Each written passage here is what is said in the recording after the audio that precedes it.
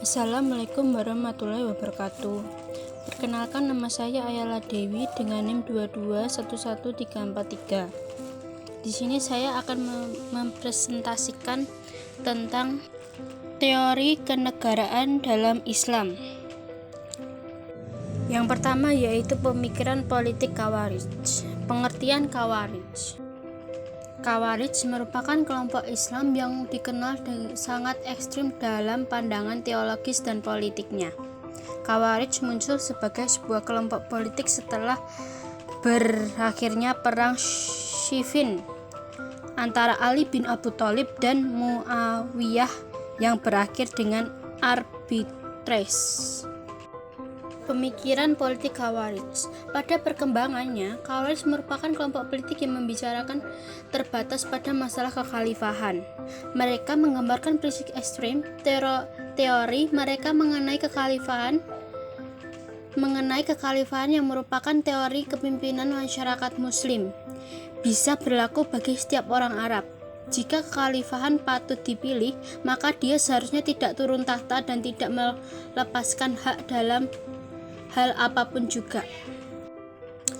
Pandangan politik Khawarij secara umum dapat dikemukakan bahwa mereka mengikuti keabsahan kekhalifahan Abu Bakar, Umar, dan Utsmani pada tahun pertama dia memerintah, serta Ali sampai dia menerima keputusan arbitrator. Dalam hal ini jabatan khalifah mereka haluan sangat demokratis. Menurut mereka, jabatan khalifah itu terbuka bagi setiap orang laki-laki muslim yang berkebangsaan Arab dan merdeka, bukan monopoli bagi suku atau keluarga tertentu. Intisari perundang-undangan Khawarij. 1. Menunjuk dan menetapkan seorang imam menurut mereka adalah wajib menurut syariat. Yang kedua, pemilihan umum diserahkan kepada umat dan imam tidak sah kecuali dengan pemilihan umat. Beberapa dari kaum Mu'tazilah menambahkan syarat lainnya, yaitu untuk berlangsungnya imamah secara sah harus ada kesepakatan umat secara keseluruhan dan seorang imam tidak dipilih dalam keadaan sedang berlangsung kekacauan atau pertikaian di kalangan umat. Yang ketiga, umat dapat memilih seseorang dari kalangan kaum muslimin yang dianggap paling baik dan paling memiliki keahlian tanpa terikat dengan persyaratan apakah ia seorang suku Quraisy atau bukan, atau apakah ia seorang Arab atau Ajam. Yang berikutnya adalah pemikiran politik Sunni. Pengertian Sunni. Komunitas Sunni dikenal juga dengan nama Al-Sunnah wa Al-Jamaah. Pondasi pemikiran politik mereka dibentuk selama periode akhir pemerintahan Bani Umayyah hingga periode awal Bani Abbasiyah. Pondasi itu didirikan di atas prinsip pengembangan syariat atau fikih. Pemikiran politik Sunni, sebuah teori politik yang mencakup artikulatif dari kalangan ahlu sunnah pada akhirnya muncul di paruh pertama abad ke-11. Doktrin mengenai kekhalifahan memuaskan dahaga komunitas agama yang sedang galau karena menurunnya harapan mereka secara gratis kepada lembaga kekhalifahan. Seraya tetap memelihara legitimasi Abbasiyah sebagai pemimpin umat Islam, 4 khalifah pertama atau yang disebut Al-Khulafa al-Rasyidin mendapatkan sebuah kategori khusus.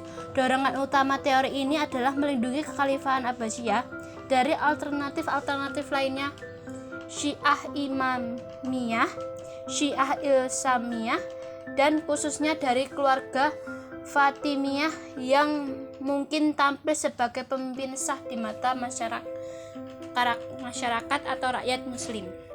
Yang berikutnya adalah pemikiran politik Syiah. Pengertian Syiah lahir sebagai reaksi atas mayoritas kelompok Sunni yang sejak wafatnya Nabi Muhammad SAW telah mendominasi dalam percaturan politik Islam. Munawir Sajali mengatakan lahirnya Syiah berawal dari ketidaksetujuan atas kekhalifahan Abu Bakar dan pendiri bahwa yang berhak menjadi khalifah adalah Ali. Berikutnya, pemikiran politik Syiah. Di kalangan kelompok Syiah, hampir tidak dikenal istilah pemisahan agama dan politik atau negara baik dalam tataran konseptual maupun praktik politik. Setiap bentuk ritual keagamaan selalu dikaitkan dengan ritual politik. Jika politik diartikan sebagai suatu bentuk perjuangan atau perlawanan aktif terhadap suatu tatanan yang dinilai tidak adil, maka agaknya benar klaim bahwa Syiah lebih politis ketimbang Sunni. Syiah lahir karena faktor kekuasaan, yaitu siapa yang berhak menggantikan Nabi Muhammad SAW sebagai pemimpin dalam Islam. Pada perkembangannya, aliran Syiah ini terpecah menjadi cabang atau sekte. Hal ini disebabkan karena cara pandang yang berbeda-beda di kalangan mereka mengenai sifat imam, mahsyum atau tidak, dan perbedaan di dalam menentukan pengganti imam. Kaum Syiah menetapkan bahwa seorang imam 1. harus mahsyum atau terpelihara salah, lupa, dan maksiat. Yang kedua, seorang imam boleh membuat hal luar biasa dari adat kebiasaan. Yang ketiga, seorang aim harus memiliki ilmu meliputi setiap suatu yang berhubungan dengan syariat. Yang keempat, imam adalah pembelaan dan pemeliharaan kemurnian dan kelestarian agar terhindar dari penyelewangan. Yang berikutnya, pemikiran politik Mu'tazilah. Pengertian Mu'tazilah: pertama, merupakan gerakan atau sikap politik beberapa sahabat yang gerah terhadap kehidupan politik umat Islam pada pemerintahan Ali. Sebagai ras ini, mereka sengaja menghindar dan memperdalam pemahaman agama serta meningkatkan hubungan kepada Allah. Dalam penamaan sebagai Mu'tazilah, terjadi perbedaan pendapat antara Fasil bin Atta dan gurunya Hasan al-Basri tentang orang yang berdosa besar, apakah masih layak dikatakan mukmin atau tidak. Perbedaan pendapat inilah yang awalnya lahir kelompok Mu'tazilah dalam Islam. Berikutnya, pemikiran politik Mu'tazilah. Sikap politik Mu'tazilah terdapat kondisi yang berkembang sejak masa Ali. Mereka memandang tokoh-tokoh yang terlibat perselisihan dan pertentangan pada pemerintahan Ali adalah sahabat Nabi yang saleh. Kemudian kelompok ini berkembang menjadi sebuah aliran teologis rasional. Pemikiran mereka kemudian merambah ke lapangan syiasah.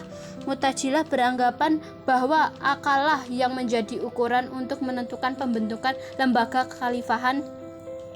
Walaupun pemikiran ini sama dengan Khawarij, tetapi Mu'tazilah memberikan argumentasi atau alasan secara filosofi dan teologis. Sekian presentasi dari saya. Wassalamualaikum warahmatullahi wabarakatuh.